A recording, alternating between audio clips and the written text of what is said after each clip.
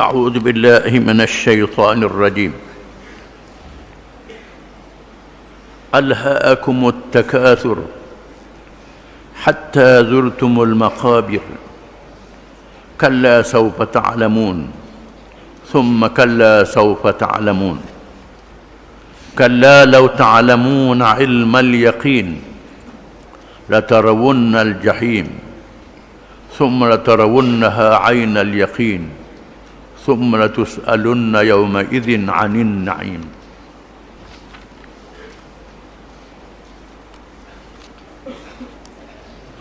Dengan nama Allah yang Maha Pemurah lagi Maha Mengasihani, kamu telah dilalaikan daripada mengerjakan amal bakti oleh perbuatan berlomba-lomba untuk mendapat dengan sebanyak-banyaknya harta, anak pinak, pangkat dan pengaruh, sehingga kamu masuk kubur. Jangan sekali-kali bersikap demikian. Kamu akan mengetahui kelak akibatnya yang buruk semasa hendak mati. Sekali lagi diingatkan, jangan sekali-kali bersikap demikian. Kamu akan mengetahui kelak akibatnya yang buruk pada hari kiamat. Demi sesungguhnya, kalaulah kamu mengetahui apa yang kamu akan hadapi dengan pengetahuan yang yakin, tentulah kamu melakukan perkara-perkara yang menjadi bekalan kamu untuk akhirat. Ingatlah, demi sesungguhnya kamu akan melihat neraka yang marak menjulang. Selepas itu, demi sesungguhnya kamu, wahai orang-orang yang durhaka, akan melihatnya dengan penglihatan yang yakin semasa kamu dilemparkan ke dalamnya. Selain dari itu, sesungguhnya kamu akan ditanya pada hari itu tentang segala nikmat yang kamu telah menikmatinya.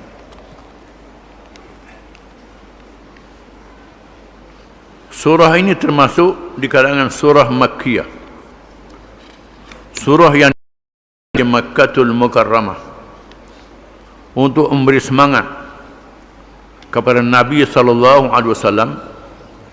dan para sahabat radhiyallahu anhum yang menghadapi ujian penentangan orang-orang kafir musyrikin yang menentang dan menyeksa, supaya mereka mengetahui, faham betul-betul kehidupan dunia tidak selama-lamanya.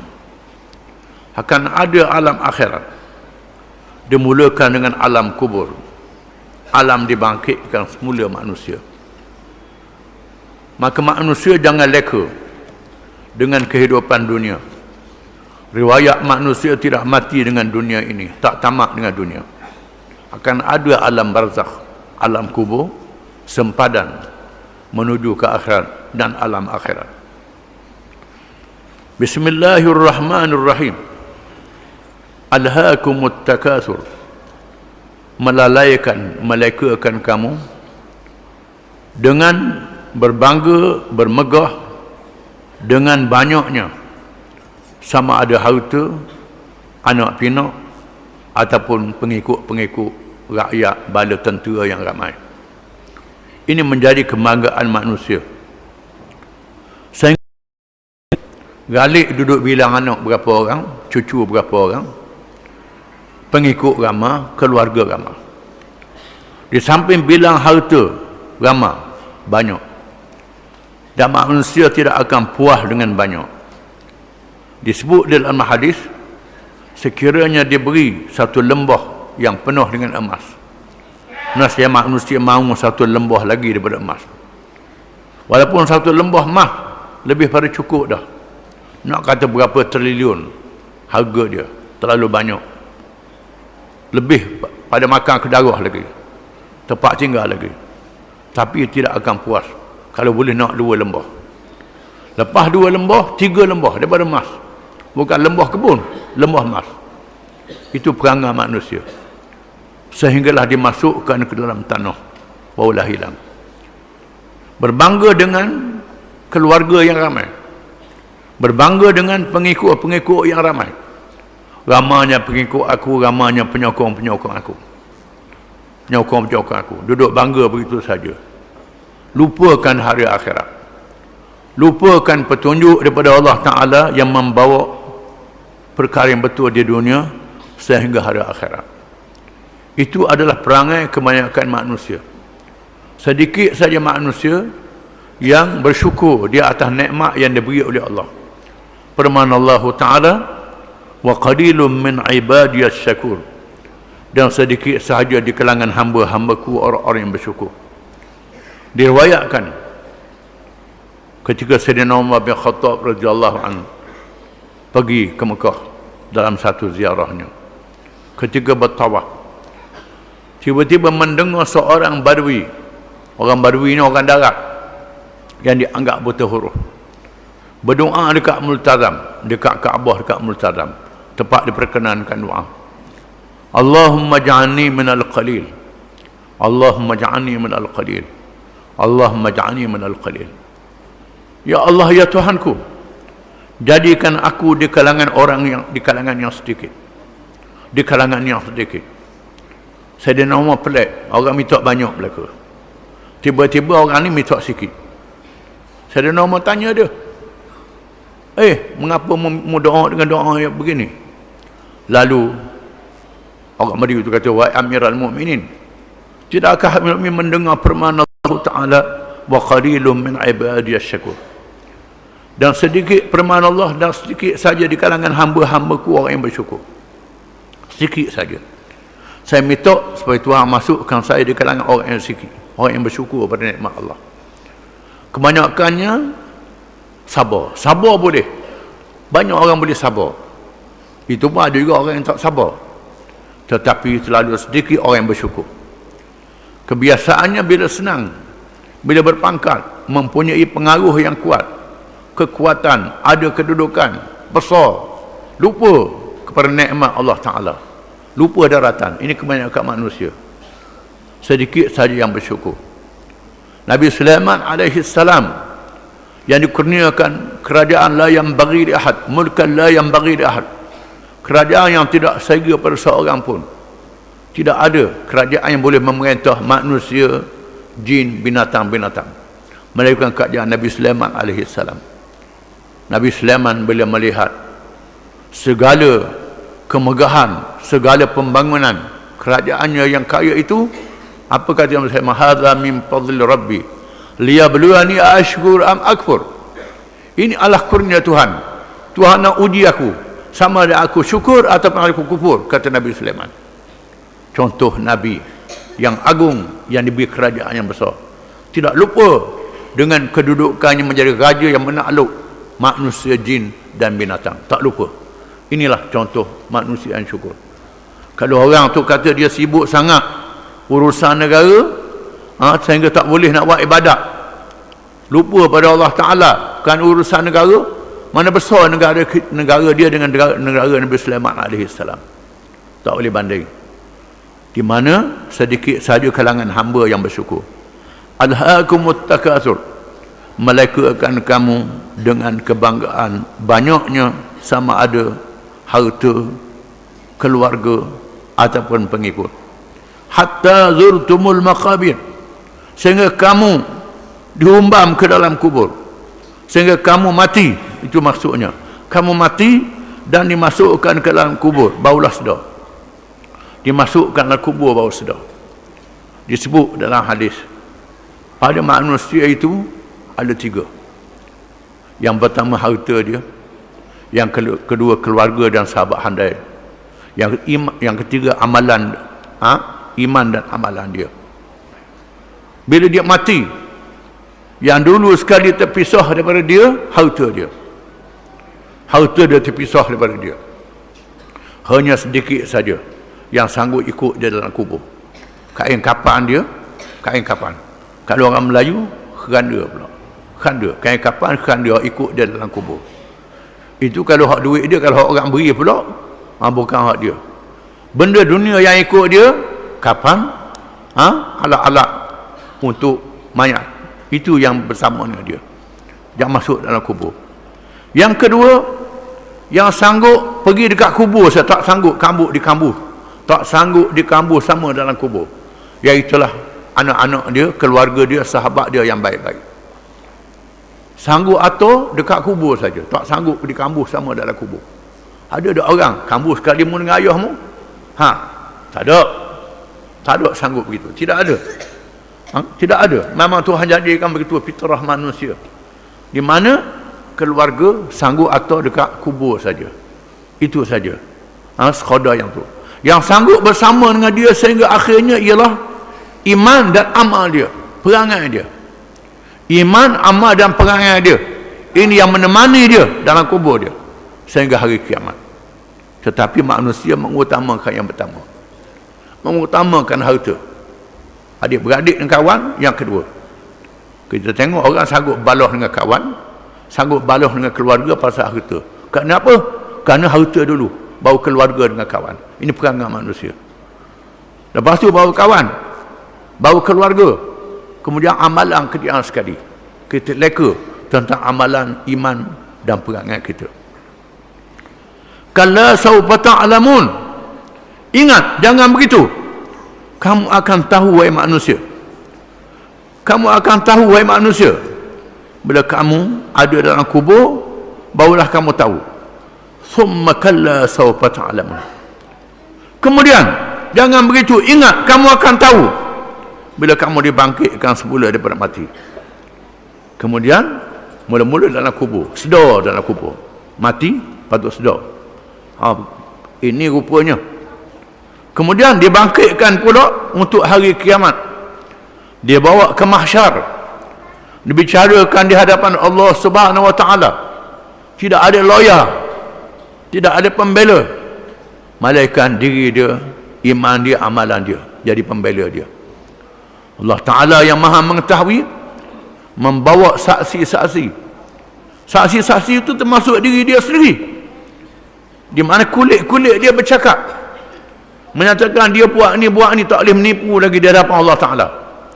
Walaupun Allah Ta'ala mengetahui segala-galanya, Allah Ta'ala membicarakan dengan saksi, dengan bukti yang ada pada diri manusia, bukti tulisan-tulisan malaikat, bukti saksi-saksi makhluk yang menyaksikan segala perbuatan manusia, menjadi saksi di hadapan Allah.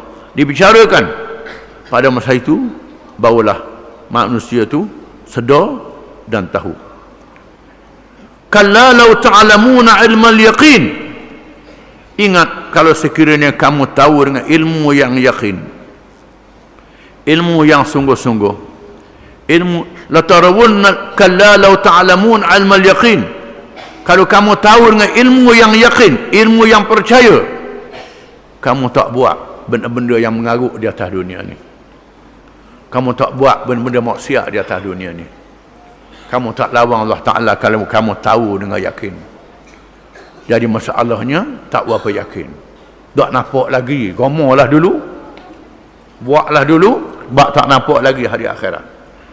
Kalau kamu tahu dengan yakin, baru musda. Ini dia hari kiamat. Ini keperluannya. La tarawunnal jahim. Kamu akan melihat neraka.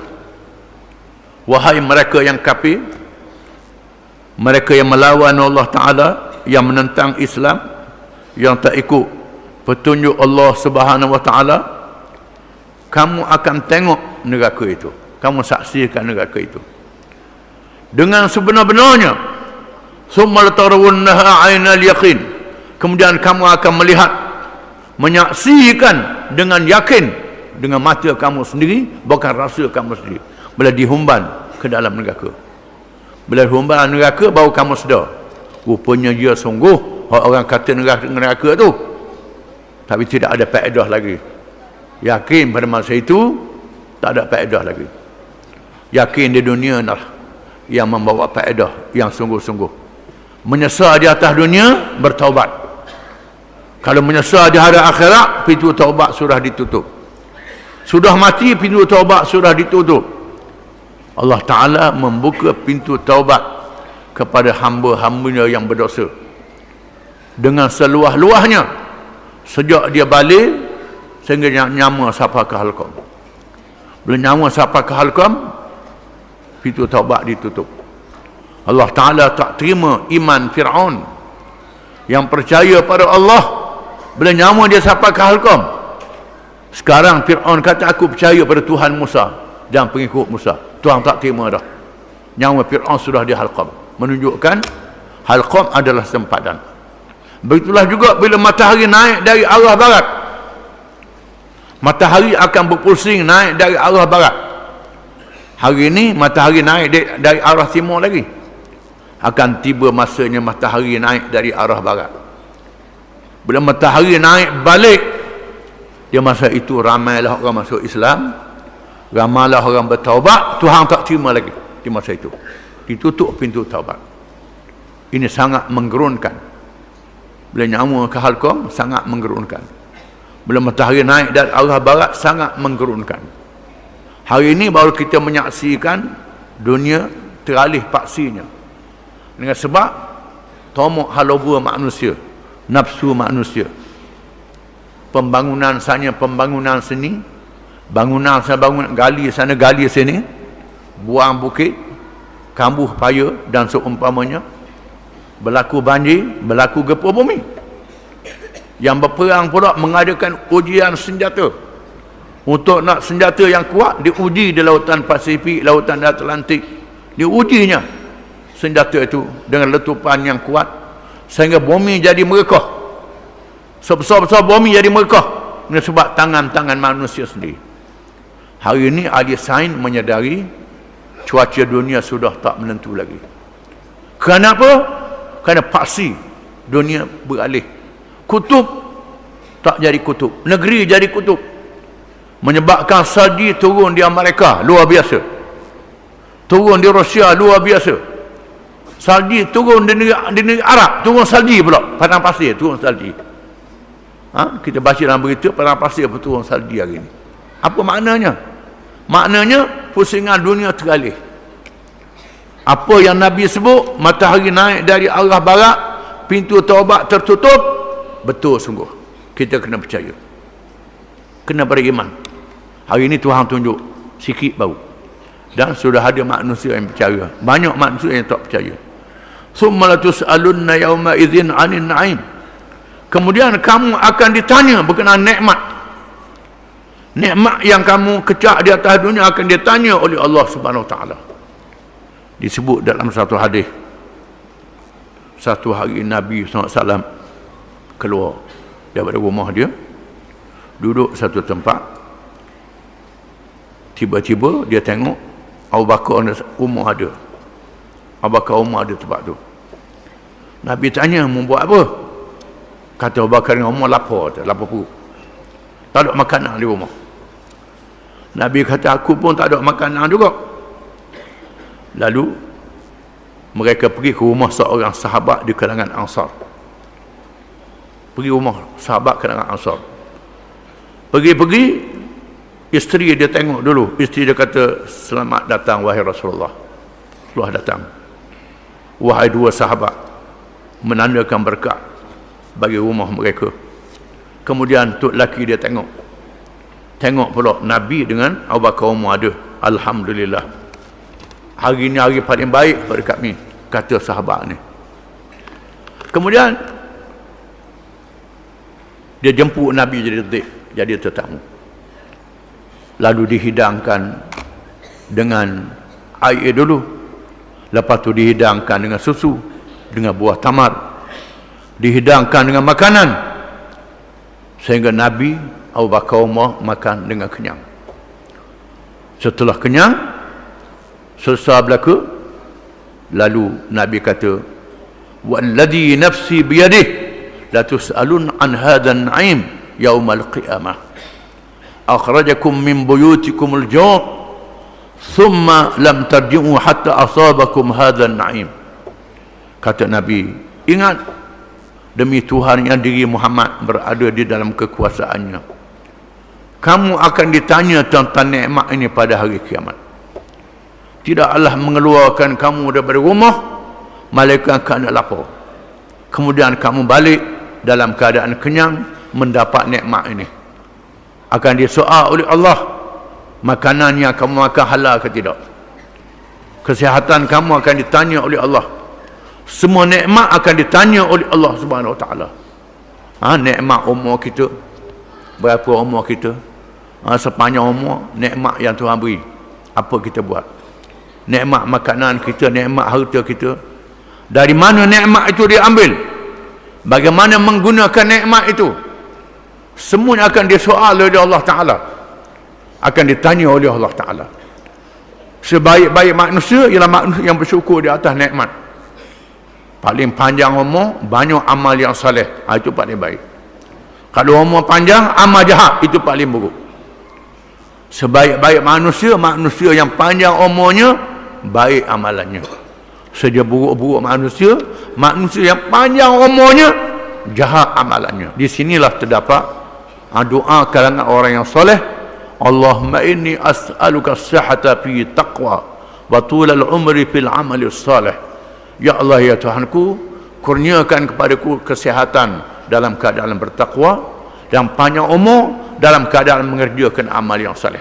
Artinya Allah Ta'ala beri nikmat, kita manfaatkan nikmat itu dengan amal yang saleh dan bertakwa kepada Allah. Wallahu a'lam.